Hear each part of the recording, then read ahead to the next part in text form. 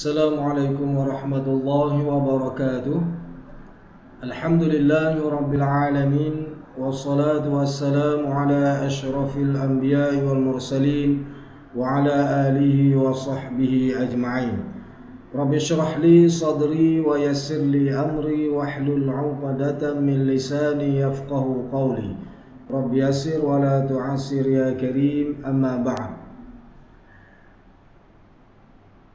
Para murid-murid ataupun anak-anak pelajar yang saya hormati dan kasih sekalian, alhamdulillah, marilah kita sama-sama merafakkan kesyukuran kehadrat Allah Subhanahu wa taala kerana pada hari ini jadi dalam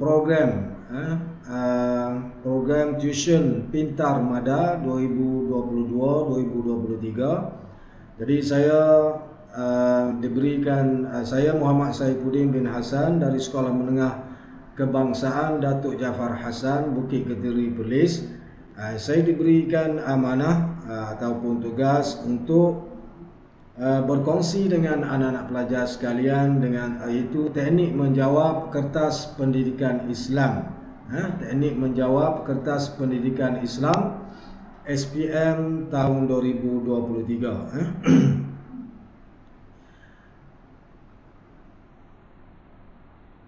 Baik, subjek pendidikan Islam merupakan subjek yang mudah untuk mendapat skor yang cemerlang di peringkat SPM.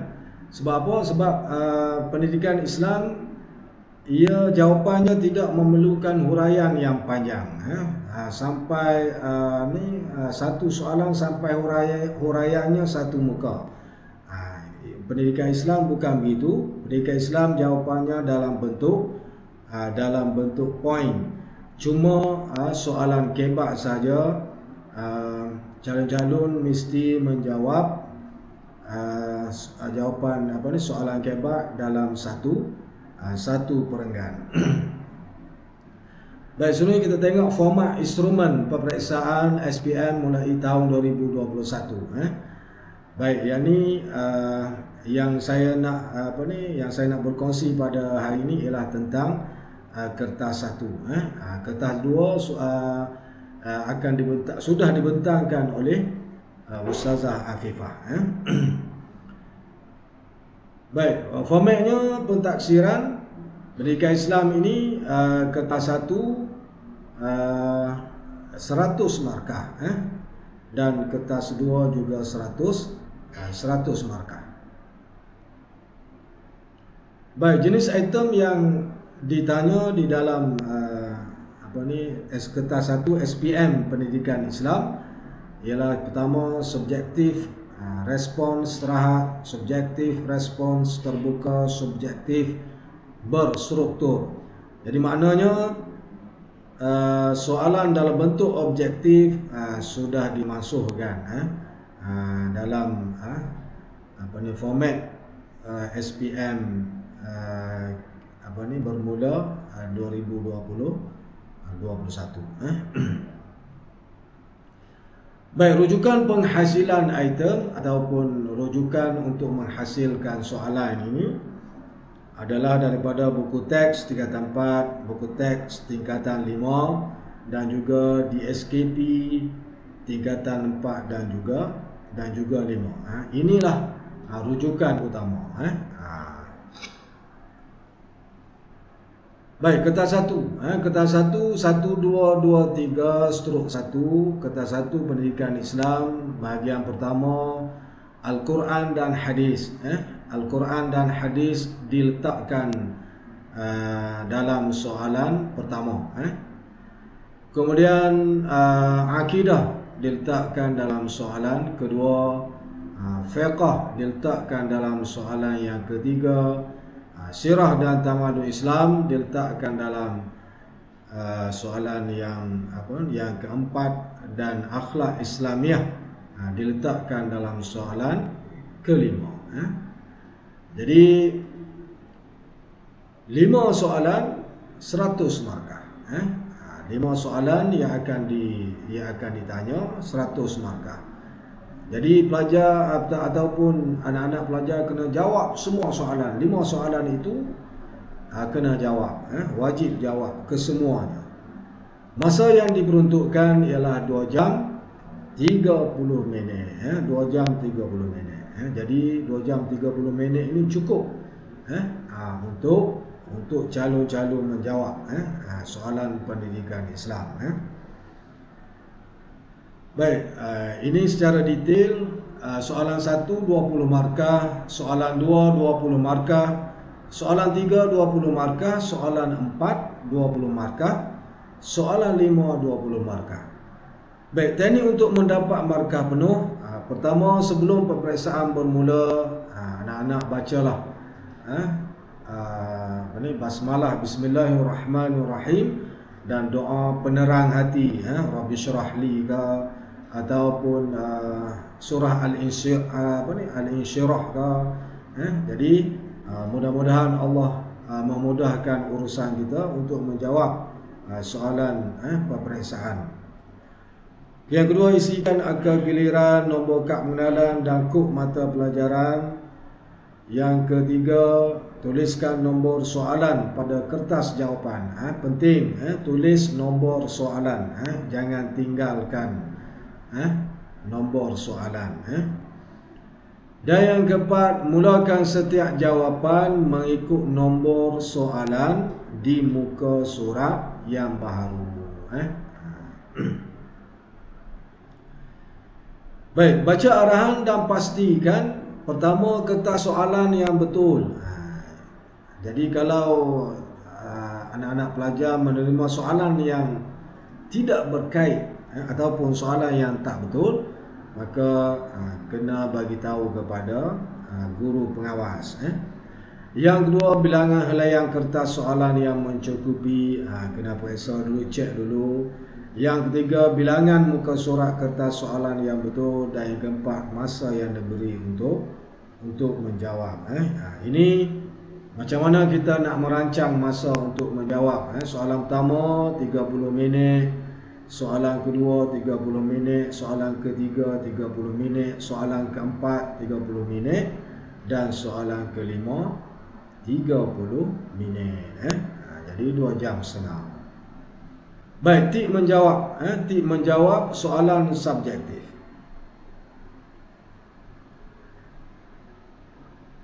Baik, langkah yang pertama, fahami kehendak soalan. Ini penting. Baca biar faham dahulu soalan. Jangan terus jawab. Tengok saja soalan terus jawab, sedangkan dia tidak memahami dengan betul soalan, maka jawapannya kemungkinan besar salah. Yang kedua, baca sepintas lalu semua soalan. Jadi baca sepintas lalu semua soalan. Yang ketiga, senaraikan fakta penting dan gariskan kehendak soalan tersebut. Yang keempat, perhatikan soalan yang berbentuk larangan selain individu dan masyarakat. Dan yang kelima, jawab soalan yang senang dahulu. Jawab soalan yang senang dahulu. Kemudian selepas selesai menjawab soalan yang senang, maka barulah kita kembali kepada soalan yang kita rasa susah untuk dijawab. Dan jawab dalam bentuk poin. Ini yang saya kata, pendidikan Islam ni mudah mendapat skor yang tinggi, sebab jawapannya dalam bentuk poin. Dalam bentuk poin. Baik, seterusnya kita tengok, kita kena kenal kata tugas soalan. Yang pertama, apakah? Apakah? Maksud, contoh, apakah maksud? Apakah maksud talak, contoh.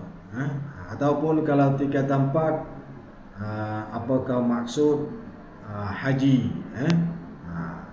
Jadi calon anak-anak hendaklah memberikan jawapan, memberikan maksud dengan menggunakan ayat yang lengkap. Yang kedua, nyatakan, senaraikan. Ini kata tugas soalan yang kedua, nyatakan, senaraikan.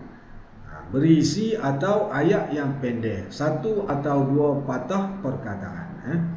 Biasanya nyatakan atau senaraikan ini biasanya dia akan tanya tentang rukun. Nyatakan nyatakan 4 rukun haji contoh. Nyatakan 2 rukun umrah contoh. Biasanya dia akan tanya soalan yang jawapannya pendek. Kalau rukun haji contohnya berniat ihram, berniat niat mengerjakan haji contoh.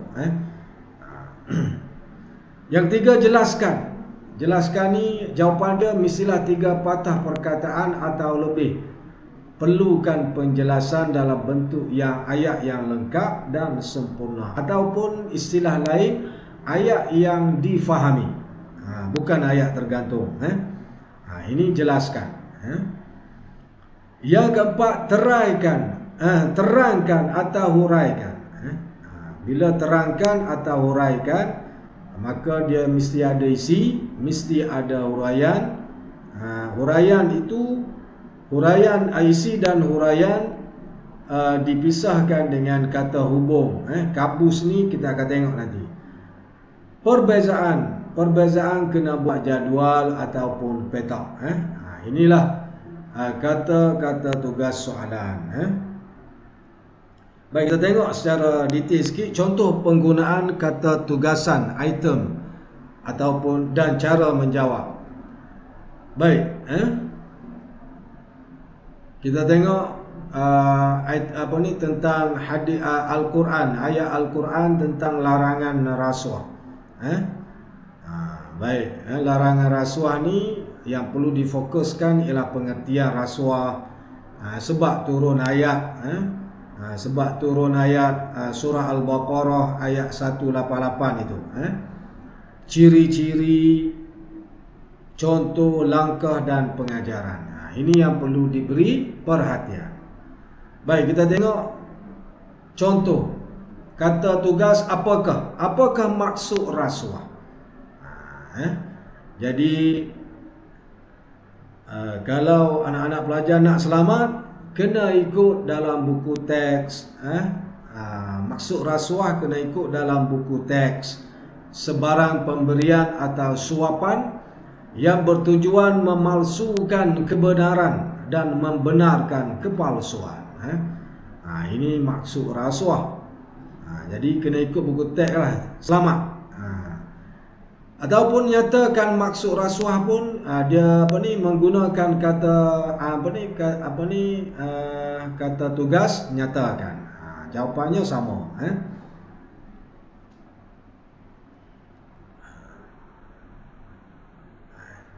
Contohnya, apakah maksud syirik jali contoh. Jadi kena ikut buku teks lah, menyekutukan Allah Subhanahu wa taala dengan sesuatu pada zat, sifat dan af'al. Kena ikut buku teks. Kalau tidak, payah nak dapat markah yang penuh. Fakta kena ikut buku teks.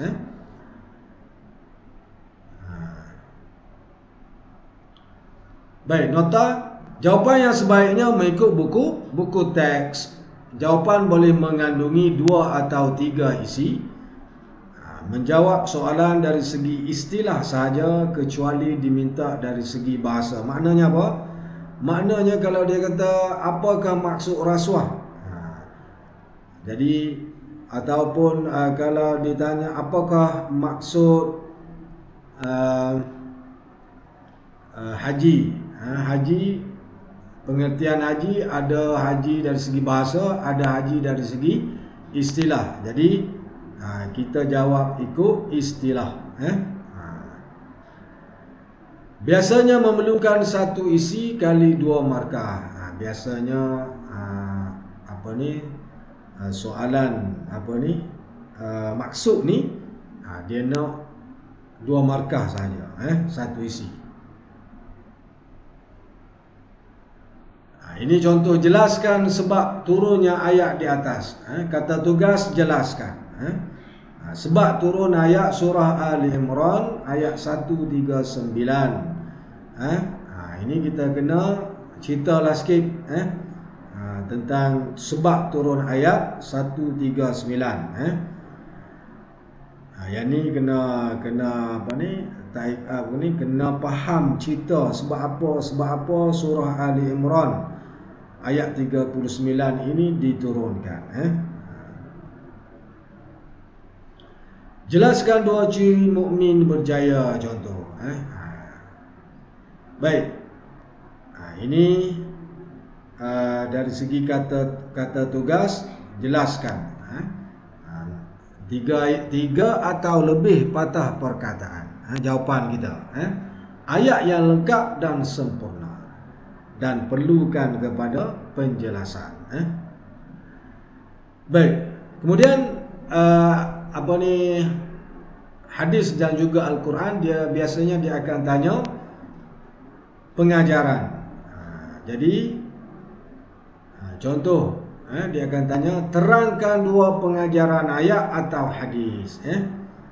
Jadi kita kalau boleh dan semestinya sepatutnya kita buat rangka nak menulis jawapan pengajaran.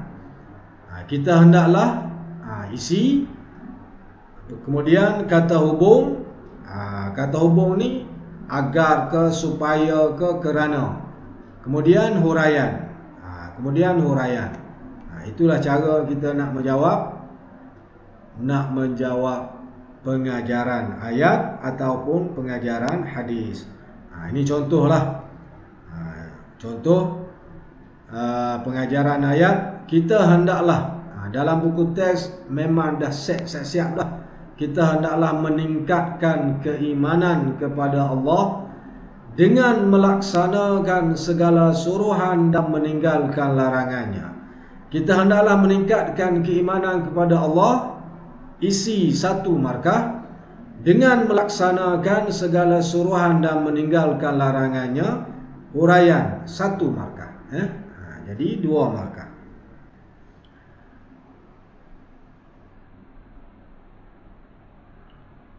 Jadi saya ulang sekali lagi, bila kata tugas terangkan, maknanya jawapan kita mesti ada isi dan juga mesti ada huraian. Isi dia, saya bagi contoh lagi isi dia. Pengajaran dia, kita hendaklah menunaikan solat dengan khusyuk. Dengan khusyuknya. Isi. Agar itu ialah kata hubung. Hendak memisahkan antara isi dengan huraian agar menjadi hamba yang bertakwa. Baik. Itu cara kita nak jawab soalan yang ada kata tugas terangkan. Jadi ustaz sentiasa bagi peringatan kepada anak-anak murid ustaz supaya bila ada kata tugas terangkan, ingat dalam kepala mesti ada isi, mesti ada huraian. Barulah jawapan kita dapat markah yang penuh. Baik. Ini cara kita nak menulis huraian. Baik. Di sebelah kanan tu yang ada warna-warna, banyak warna tu, itu adalah huraian. Jadi kita bagi isi, kemudian kabus. Kabus ni maksudnya kata hubung lah. Kabus K kerana, A agar, B bagi, U untuk, S supaya, S seperti. Campur huraian tu lah. Bahagia di dunia dan di akhirat, dimasukkan ke dalam syurga, itu contoh.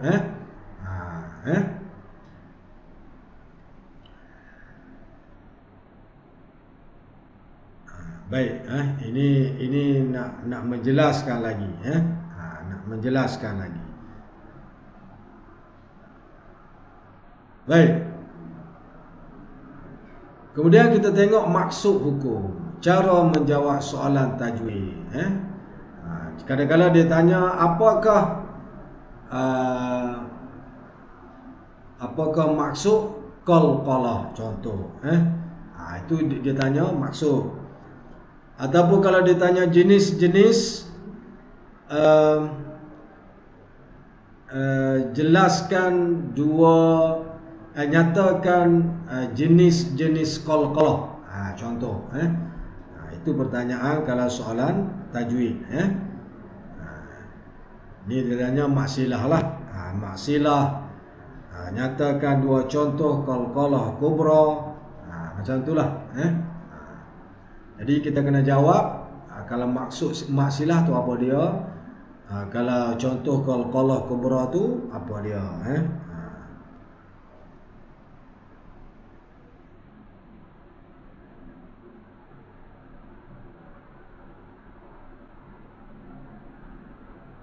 Ini cerita tentang qalqalah. Ini anak-anak boleh baca lah dalam buku teks, semuanya ada.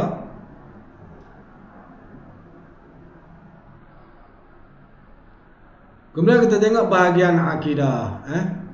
Bahagian akidah, apakah maksud ajaran sesat? Jadi ajaran yang didakwa sebagai ajaran Islam sedangkan hakikatnya bercanggah dengan Al-Quran dan As-Sunnah.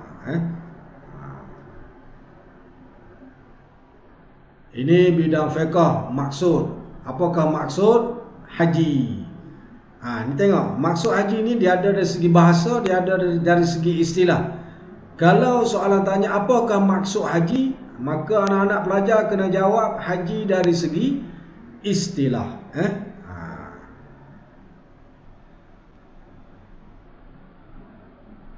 Ini contoh. Terangkan kaifiat pelaksanaan haji tamattu'. Haji tamattu' ialah salah satu jenis cara pelaksanaan haji. Cara pelaksanaan haji ni ada 3, iaitu haji ifrad, tamattu' dan juga qiran.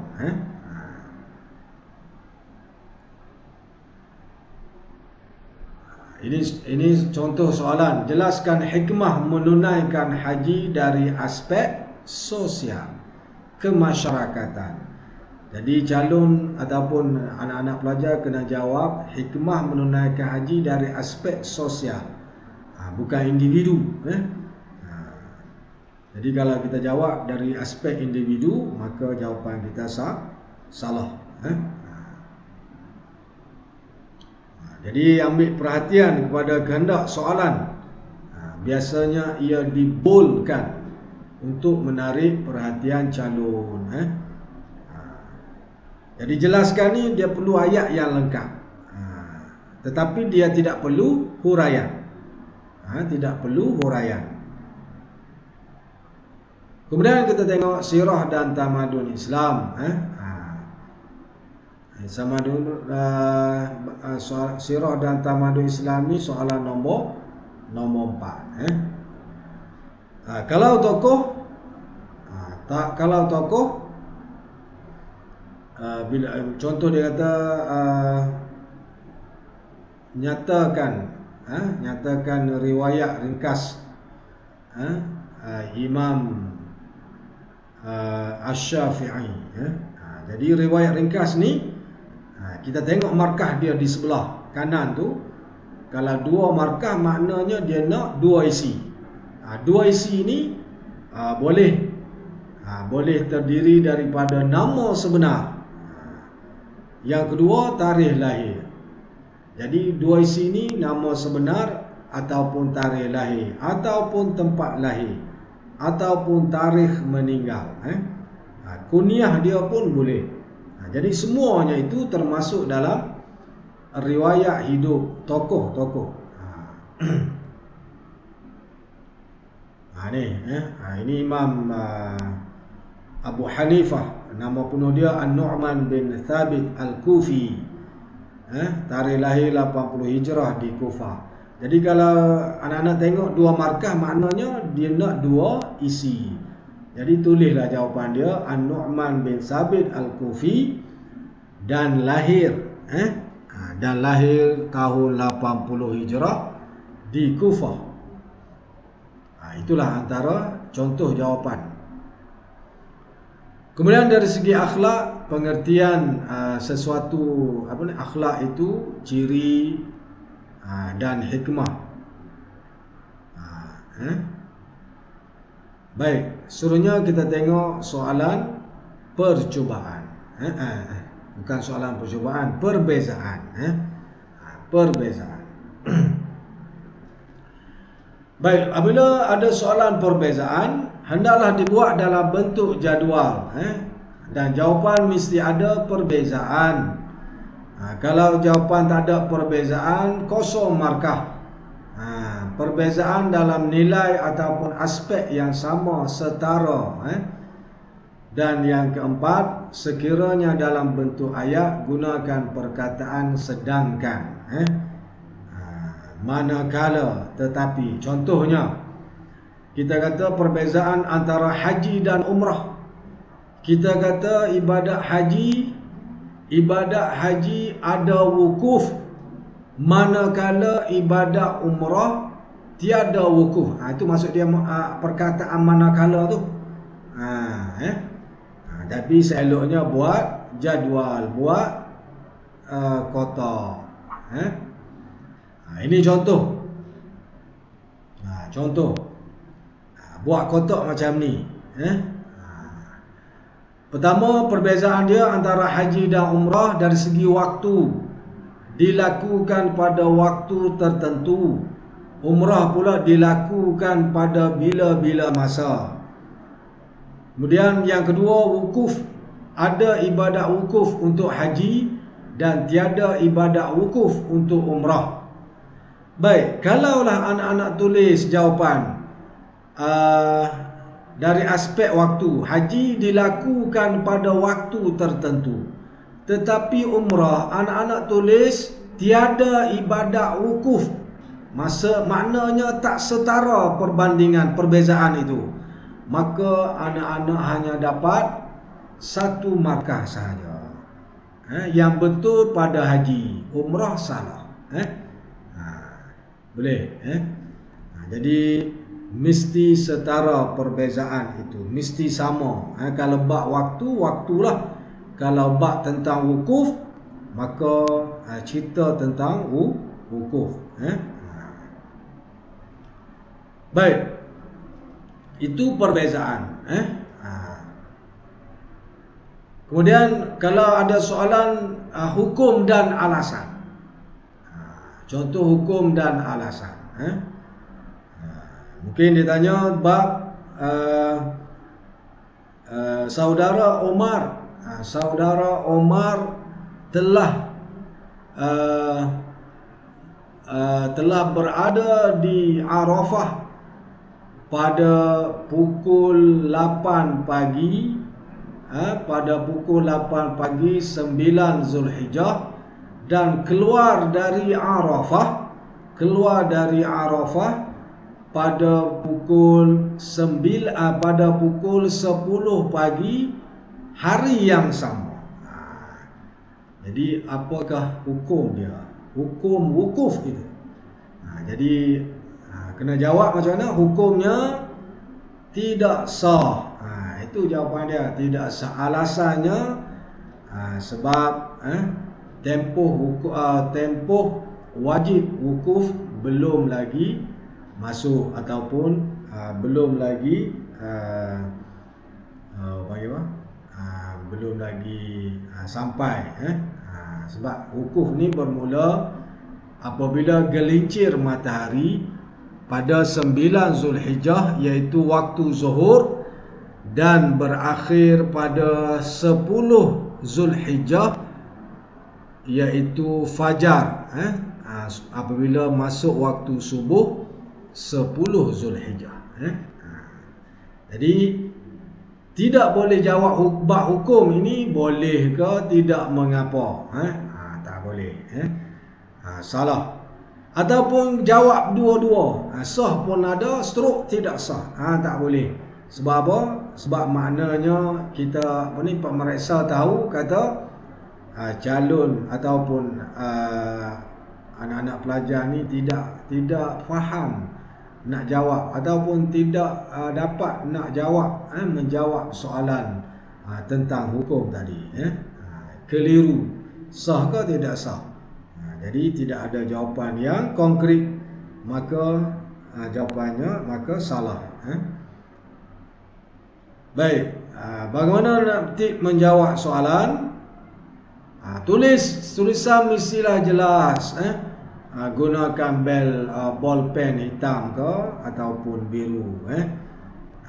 Tulis besar-besar pun tak apa. Sebab kadang-kadang pemeriksa ini orang-orang yang sudah berumur. Kemudian saiz tulisan besar, okey. Gunakan huruf cerai ataupun tidak bersambung, terlalu bersambung sehingga nak baca pun susah. Elakkan guna pen merah ataupun hijau lah. Pensel, pelajar apa ni, SPM ni tak seharusnya guna pensel dah. Jangan guna perkataan ringkas, contoh DRPD daripada YG yang, dan elakkan juga menggunakan logat daerah. Kalau orang Kedah ke orang Utara ke orang Perlis ke, jangan guna ejaan ikut logat daerah masing-masing. Baik, cara penulisan yang menarik. Jawapan mesti kemas dan bersistem. Jika melakukan kesilapan, jangan menggunakan liquid, memadai potong sahaja. Tulis nombor soalan dan ceraian soalan yang betul. Mulakan menjawab dengan kepala jawapan. Apa maksud mulakan menjawab dengan kepala jawapan? Maknanya di sini. Cuba tengok di sini. Kepala jawapan. Contoh 3E1. Buat garis siap-siap. Buat garis ke dalam 3 garis. 3 garis. 3 kolom lah. Okey, kolom pertama nombor soalan yang besar. Contoh 3 ke. Yang kedua A ke B. Dan yang ketiga huruf Roman tu. Nombor Roman. Baik, kepala jawapan dia dua adab menjaga alam sekitar. Itu kepala jawapan dia. Barulah jawapan. Kita tulis sempang, sentiasa mengekalkan ekosistem kehidupan flora dan fauna. Ada jawapan lagi, sempang sentiasa maksudnya. Sempang nak tambah lagi. Tambahlah sempang itu. Itulah cara menjawab yang sistematik. Inilah cara menjawab sistematik. Nombor soalan lengkap 3E1, 3E2, 3B1, 3B2 contoh. Inilah cara menjawab soalan yang tepat, yang kemas, yang ikut format.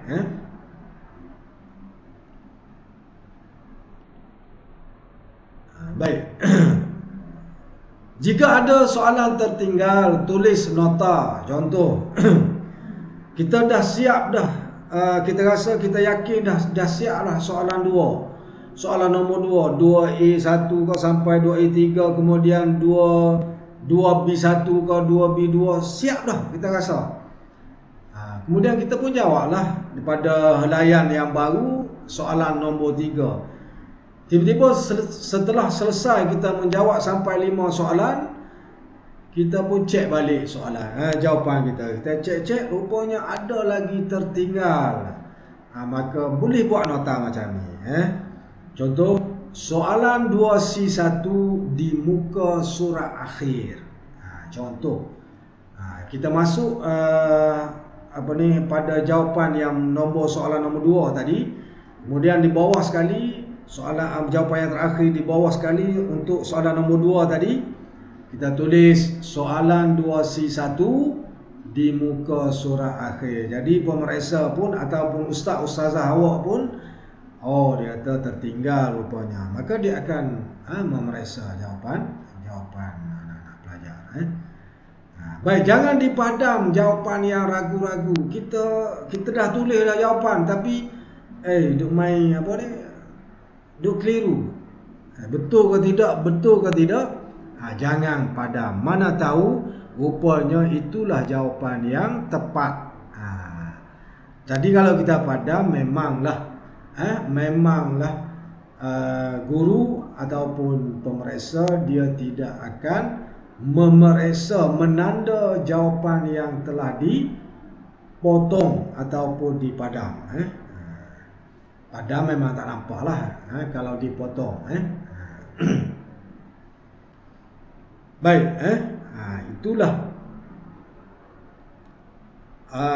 itulah teknik ataupun format untuk menjawab pendidikan Islam kertas 1. Jadi untuk soalan kebat dia kena bagi penerangan yang khusus. Sebab kebat ni dia ada ciri-ciri khusus untuk menjawab soalan kebat. Cuma Ustaz bagi tahu secara umum lah, kebat ini mesti ditulis dalam satu perenggan. Kebat sahaja yang mesti dibuat karangan, tapi bukanlah karangan sampai berjela-jela. Kebat ini mesti ada isi, mesti ada huraian, mesti ada huraian lengkap, dan mesti ada kesimpulan.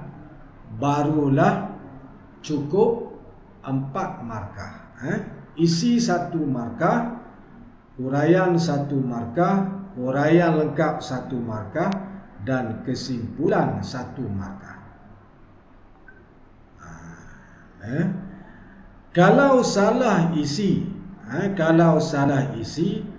maka yang lain pun tidak diterima. Jadi isi mesti betul, barulah yang lain boleh diterima. Itulah secara ringkas berkaitan dengan kebat.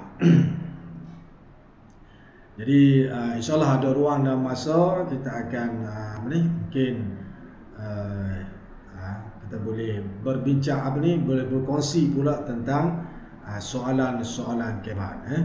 Jadi soalan kebat ni memang boleh kata 5 soalan. 5 soalan ditanya dalam SPM Pendidikan Islam. 5 soalan, 5 kali 4 20 markah. Banyak 20 markah sebenarnya. Jadi kebat jangan dipandang ringan. Jangan dipandang ringan. Bila kita tak mahu berfikir, kita tinggalkan kebat. Sayanglah. Sebab 4 markah. Kalau 5 soalan 20 markah. Baik. Pelajar yang hebat, dia tidak akan meninggalkan setiap soalan yang ditanya. Dia akan berusaha untuk menjawab semampu mungkin. Mudah-mudahan Allah menolong dia.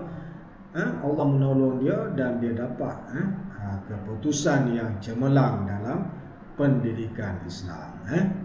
Cemerlang.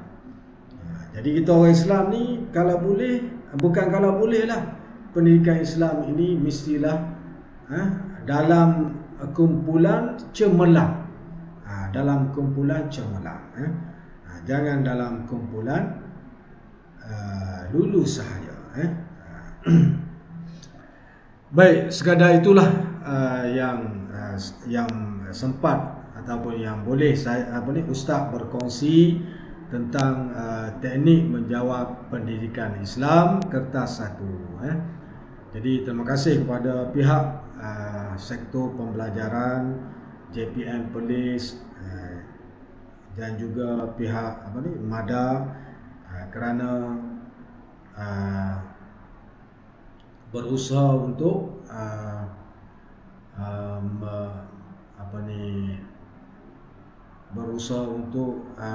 memberikan ataupun melaksanakan program yang bermanfaat untuk para pelajar di bawah madah. Jadi itu saja, apa yang baik itu datang daripada Allah Subhanahu wa taala, dan kelemahan itu adalah kelemahan daripada diri saya sendiri. Saya sudahi dengan wabillahi taufiq wal hidayah. Wassalamualaikum warahmatullahi wabarakatuh.